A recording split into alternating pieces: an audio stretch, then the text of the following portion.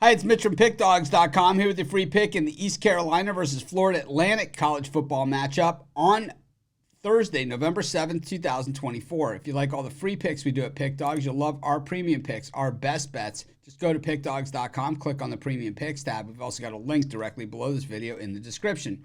Prices start at just $15, and you can use that discount code PICK for 15% off. We also have products meant for people that make big bets, people with big bankrolls looking for a VIP type experience.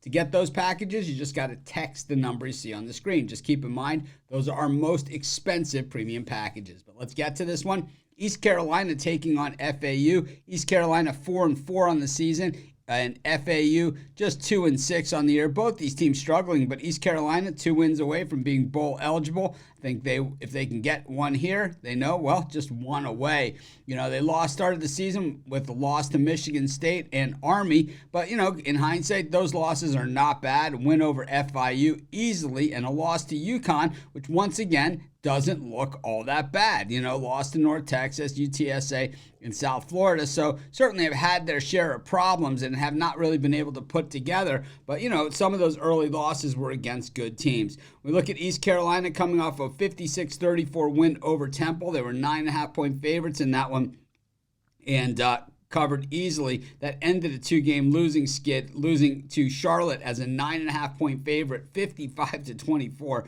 and then covering against Army, losing 45-28 as a 17.5-point dog. They played a pretty tough schedule overall, East Carolina. When we look at the numbers, you know, the Florida Atlanta offense just hasn't been getting going. Traditionally a good running team, averaging almost 170 yards per game, is 58th in the nation. But when we look at the way that it stacks up against this defense, East Carolina checks in, you know, not very good at defending the run. 39th, though, in yards per carry against at 3.7, but 132nd in rushing attempts and 90th in yards allowed on the ground per game at 162. Pass defense is a lot better, but still not very good for East Carolina, allowing 230.4 passing yards per game, and teams completing 57.4% of their passes against them.